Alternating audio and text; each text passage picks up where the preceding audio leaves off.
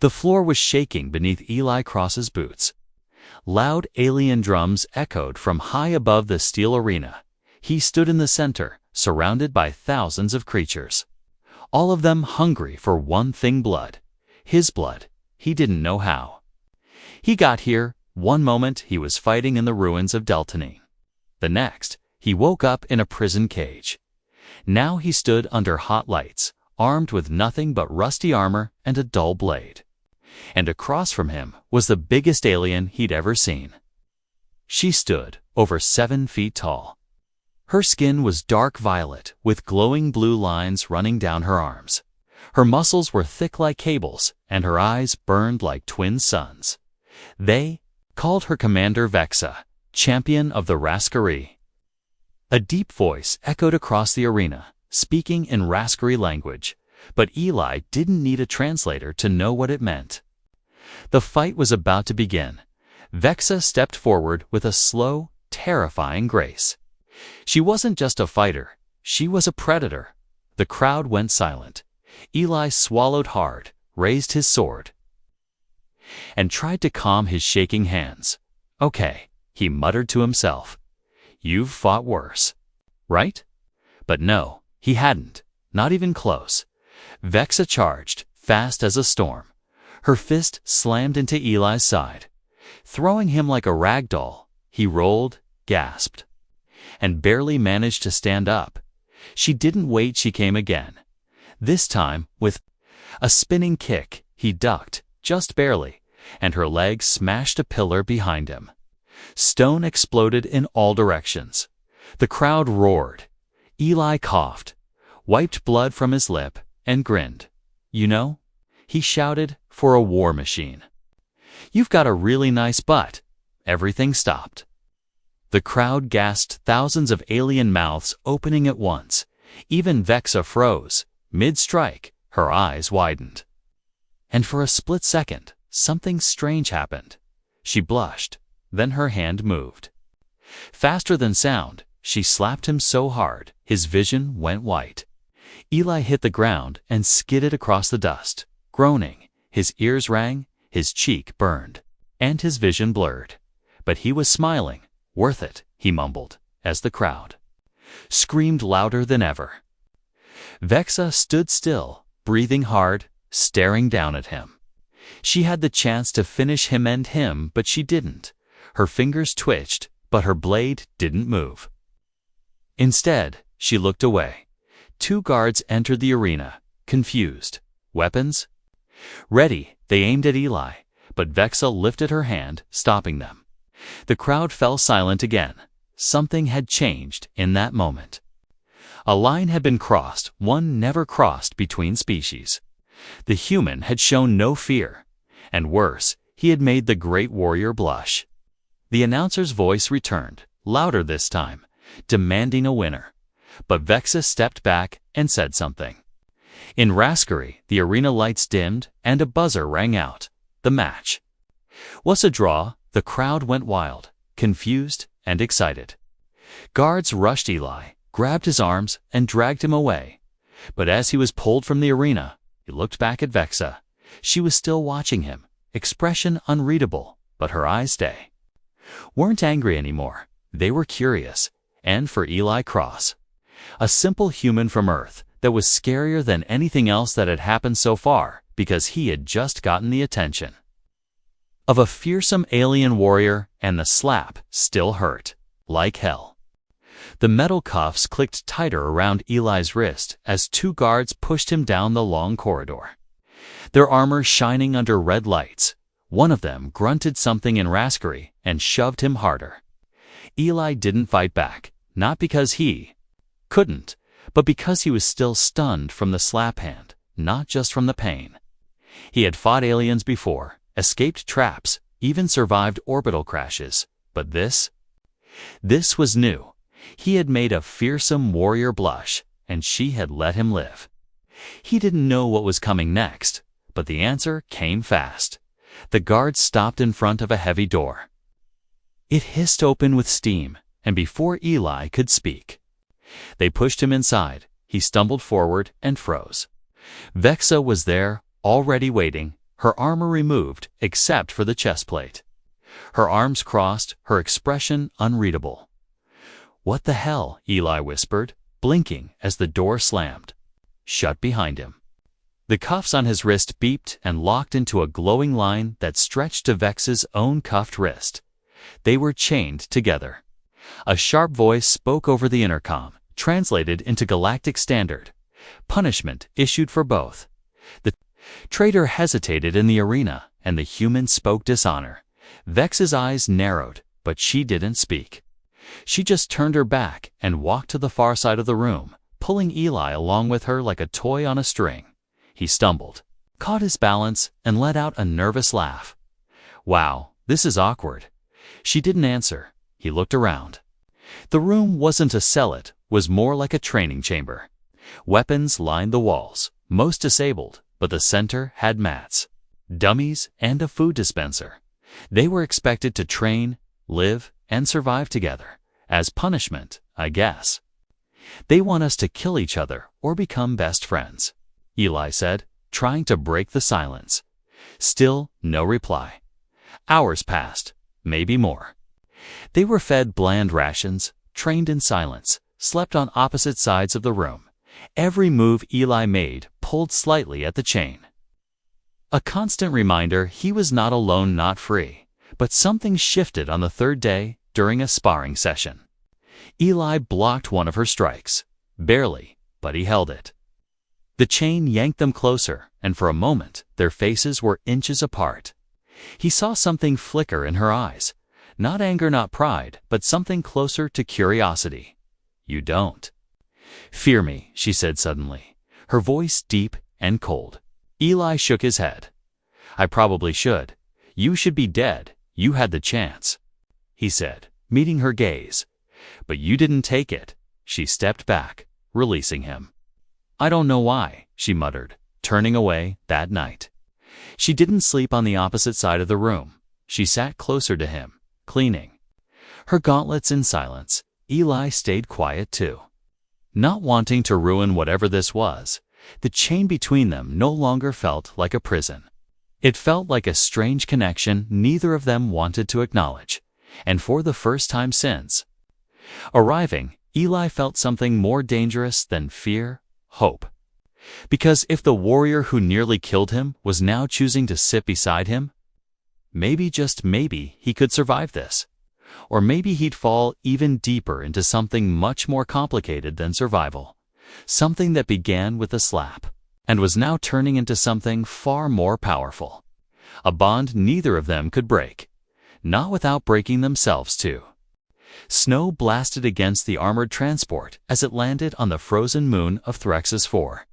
Wind howling like a wild beast across jagged ice plains. Eli squinted through the fogged-up window of the side hatch, trying to ignore the ache in his shoulder, where Vexa had slammed him into a wall during training the day before. The two of them hadn't spoken much since that strange night they sat near each other. Something had changed, but neither had the courage or maybe the language to say it. The hatch opened with a sharp hiss. Icy air rushed in like a slap to the face, and the commanding voice of the Rascary drill officer boomed over the cold wind, ordering all pairs out into the snow. Today was the survival test. No weapons, no comes, no backup, just partners and instinct. Eli stepped out onto the ice. Boots crunching beneath him, Vexa followed close behind. The chain still linking them together, but this time it didn't feel tight. It felt like a lifeline. They hiked in silence for hours. The wind never stopped. Neither did the cold. The other teams vanished into the storm until it was just them, moving between jagged ice spikes and frozen ridges. Then the ground cracked under Eli's feet. He shouted, but it was too late. The ice caved in and swallowed him. He fell hard into darkness, pulling Vexa down with him. They landed together with a thud, sliding through an icy tunnel until everything went black.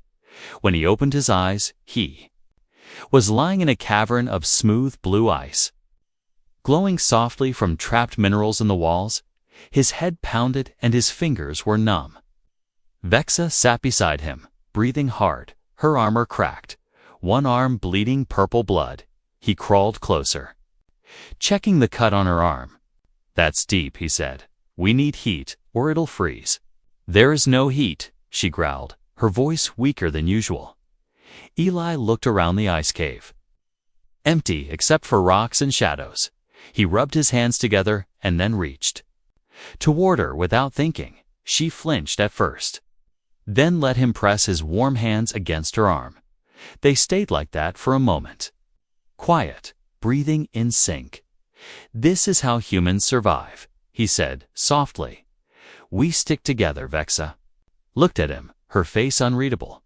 Then, without warning, she took his wrist and pulled him closer, wrapping the chain around both of their arms as they pressed back to back for warmth. Time passed slowly, the ice around them humming with quiet energy. Eli drifted into light sleep, only to be woken by a sound movement. He looked up and saw a creature crawling from a crack in the wall. Long limbs, no eyes, razor-sharp mouth. He moved to stand. But Vexa was already on her feet, blood still dripping from her arm. She growled low and raised a broken metal rod she had sharpened while he slept. The creature lunged. She struck. Eli threw a rock. They fought together in perfect sync, chain swinging, blows landing, until the creature shrieked and slithered back into the dark. Panting, Eli looked at her.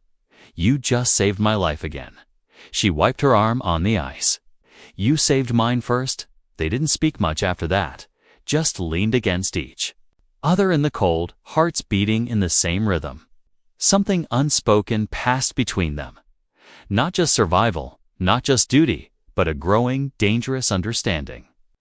The kind of understanding that couldn't be ordered, trained, or erased, as the storm raged above them. Eli looked at her profile lit by the blue ice and whispered the thought he dared not say aloud. Maybe he wasn't just her punishment anymore. Maybe he was becoming her choice. The air outside the cave had cleared by morning. But it wasn't Pessa. With silence before the scream, Vexa climbed out of the ice tunnel first, pulling Eli up behind her with one hand, her arms still wrapped in torn cloth, blood dried and frozen into her armor. They didn't speak, not because they had nothing to say, but because saying anything might break the fragile thread stretched between them now. They moved carefully across the open ridge, boots crunching over snow and fractured stone, the chain between them swinging softly. But something felt off. Eli noticed it first. The birds were going not. Even the sound of wind was the same. Then the flash came, a burst of energy from the hills above, plasma bolts screaming past their heads. Chunks of frozen rock exploded around them. Vexa tackled Eli down into a trench just before the second volley hit. Her body shielded his without hesitation. "Ambush," she growled, eyes scanning the high cliffs. "Who would fire on Rascary troops?" Eli asked, trying to breathe under her weight. "Not just rebels," she said, "traitors." Another bolt hit the ground beside them, sending up a cloud of steam. And through it came shadows, figures, moving fast, firing without warning. There, armored dark and marked with a symbol Eli didn't recognize. 3 of them leaped into the trench, and everything turned to chaos. Eli grabbed a shard of ice. Vexa swung a broken rod. Blood sprayed, screams filled the cold air. It wasn't training anymore. This was real. One attacker slammed a blade toward Vexa's side, and Eli jumped between them without thinking. The knife sank deep into his shoulder. He gasped, staggered back, but didn't fall. Vexa's roar shook the air. Her eyes burned like twin fires as she slammed the attacker into the wall, crushed his chest, then turned on the rest with no mercy. By the time it ended, the trench was filled with silence again. Bodies sprawled and steaming on the snow. Eli collapsed against the wall, breathing fast, blood staining the snow beneath. "Him, you fool," Vexa said, her voice breaking. "Why would you? You're chained to me." He said, trying to smile. If you die, I'm stuck with the guards again. But she didn't laugh. She knelt beside him, her hand trembling, as she pressed it against his wound. "This was not your battle," she whispered. "Wasn't yours either." Eli said, eyes fluttering, "But you fought it anyway." For a long moment, she just stared at him, then slowly leaned forward and rested her forehead against his sleep. She whispered, "I will protect." The last thing he saw before fading out was her face, close, fierce, and soft. And for the first time since arriving on this cursed moon, Eli didn't feel like a prisoner or a test subject. He felt like someone worth saving, and maybe, just maybe, she was starting to feel the same. The transport roared into the city as if it were returning from war, not training, its exterior scorched, its undercarriage dripping with melting snow and blood. Eli sat half-conscious inside, his shoulder wrapped tightly, vision fading in and out. Vexa beside him, silent, unmoving. But her eyes never left him, not once, when the doors opened. They were met not with medics, but with guards, rows of them, holding stun spears and shock batons, out. One of them barked. Vexa stood first, helped Eli up gently, like he was made of glass, then stepped forward and placed herself between him and the guards. "This human," one of the officers said coldly, "has interfered in a rascally trial." "He fought beside me," Vexa replied, voice calm but sharp. "He bled for me, you bled for him." The officer snapped. "You hesitated in combat, then defied council orders. You refused the killing. Blow in the arena. Now you protect him in open field." "It was not weakness," she said, stepping closer. It was clarity. The guards didn't move. But Eli could see the tension ripple through their ranks. Vexa's words were dangerous. She didn't stop. "If this is treason," she said, "then I claim it." There was a pause. Then a voice echoed through the square, amplified and sharp, "Bring them to the chamber."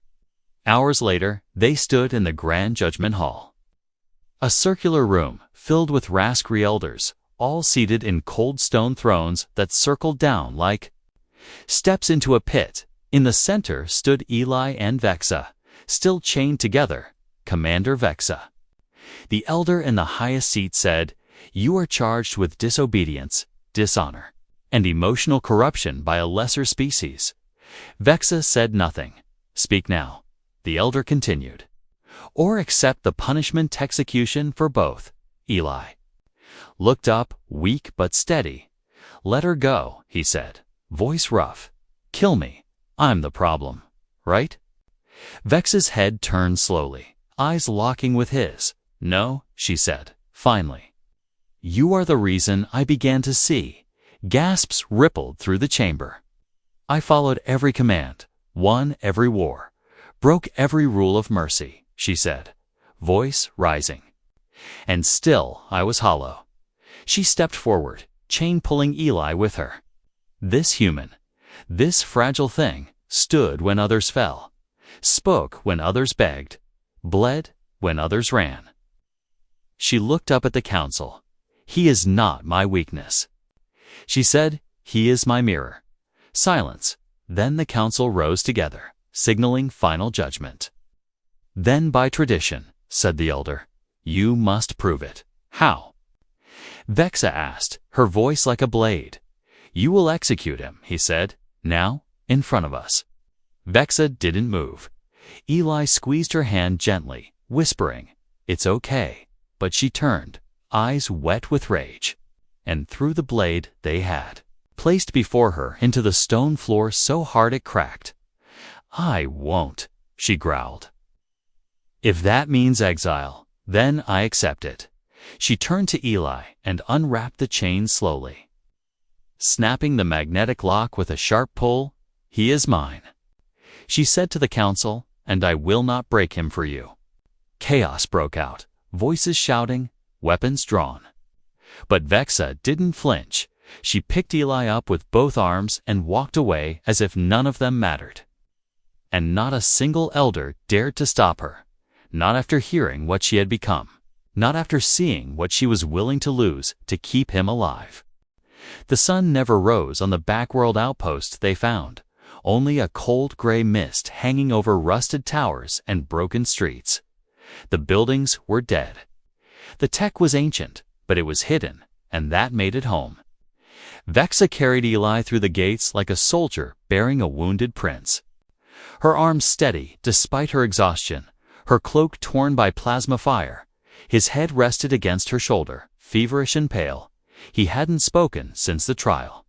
They had become outlaws overnight. The galaxy was silent around them. No rescue. Signal, no allies. No orders, just the wind howling through empty metal corridors and distant cries of old machines refusing to die. Inside the bunker, Vexa laid him on a cracked medical slab and searched through rusted drawers for anything that could help. Old bandages, expired stimulants, cracked med injectors, nothing clean. Nothing sharp, nothing safe. She growled in frustration, punched the wall, and dropped to her knees, her forehead against the edge of the table where Eli lay, unconscious. But breathing, for the first time, she whispered his name. Not as a command, not as a command, not as a scold, but as a plea. Then she stood and did what the Rascalene never taught her. She improvised. She boiled strips of armor lining in fire to clean them, melted ice for water, and sterilized a knife with flame before digging out the infection in his wound. He screamed once in his sleep, and she flinched but didn't stop. Hours passed, maybe more. Then his breath evened, skin cooling slightly. She collapsed beside him, blood on her hands, grease on her face. But her eyes finally closed. Days went by, and slowly Eli began to wake, in and out, words broken. Fingers twitching, she fed him by hand, sat near him while he slept, never once taking her weapon farther than an arm's reach. Until one night he opened his eyes and whispered, "You stayed?" Vexa blinked, startled, but said nothing. "Could have left me," he said again, struggling to sit up. "Could have run." "I did run," she said, voice quiet, "but I carried you with me," he smiled weakly. "Then I guess I'm lucky." "No," she said, moving closer. "I am." There was no music, no soft lighting, just two broken bodies in a dead world.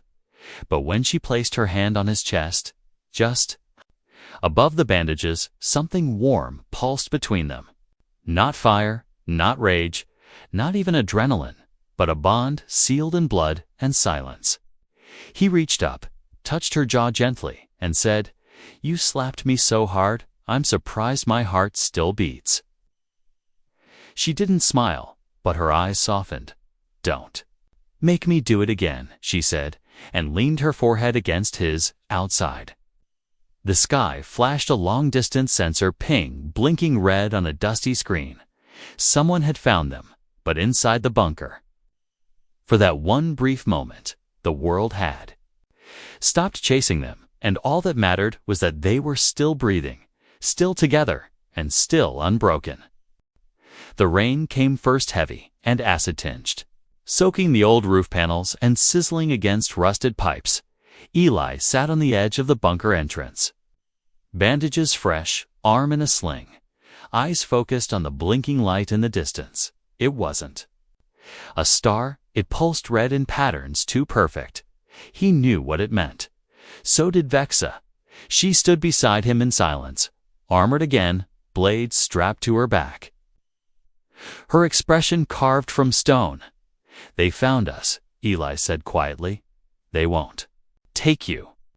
She replied, no doubt in her voice, no fear in her stance. He looked up at her, face tired but sure. "We can't fight an entire hunting unit." "We don't have to," she said, and reached down, lifting something from the shadows. 3 children, wide-eyed and shaking, stepped forward behind her. One had a broken antenna. Another carried a teddy bear made of wires. They were hiding in the lower outpost, Vexa said. Orphans from the collapse. Eli stared, surprised. Why? Why didn't you tell me? You were healing, she said, and they needed protecting. I did both. He smiled, slow and proud. You're becoming too human. She didn't smile back, but her gaze held warmth. I'm becoming yours. The beacon light grew stronger now. Closer, a low humming filled the air, search vessels circling overhead. Black shadows flickering through the clouds.